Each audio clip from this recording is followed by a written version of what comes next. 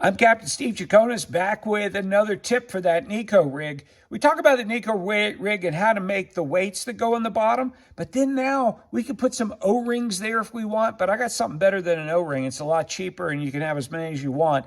I buy this rubber tubing. It's, you pick it up anywhere you want, this silicone rubber tubing, and there are different sizes. Now, I'm going to give you some sizes here. If you have a 4mm inside diameter, that works with like a 4-inch, like a Yamamoto cut-tail worm.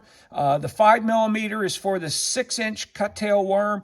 Now we're talking about Senkos. It goes to 6mm. That's the inside diameter. 6mm inside diameter goes for a 4-inch Senko. A 5-inch Senko needs a 7mm inside diameter, and the 6-inch Senko needs an 8mm inside diameter. Then you have to get this special tool. We call them scissors, and you cut the rubber tubing. You grab your rubber tubing and you go, okay, I'm going to cut them. Now, I cut them two ways. I cut them about the width of two rubber O-rings, about like that. That is what I like to use for the Neko rig because the hook slides underneath it and it works really, really well. I'll go to a bigger size, something a little fatter, like this. You can see the size comparison.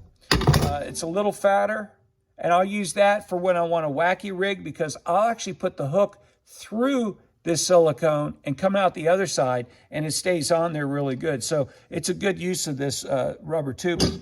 Now you have to have that special pair of pliers that they make you buy for these things, and it basically opens up that rubber sleeve. You just put your worm in and you pull it through.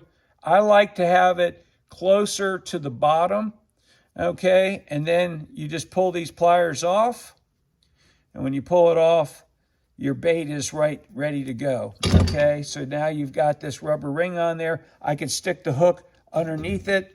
I could take the hook just like this. And there is a way that I do rig this. I hook it so that the hook comes underneath that and is towards you. I have it up, okay? When I first started rigging this, I had it the other way, which did not work. I mean, I was getting bites, but I wasn't getting good hook sets. I had it rigged like this. I thought, oh, well, this is the best way to hook it, with the hook like that. That's not the way to do it. You lose too many fish doing that. You lose a lot of bites. So get those silicone tubings in the size that I told you for the different baits that you want to use.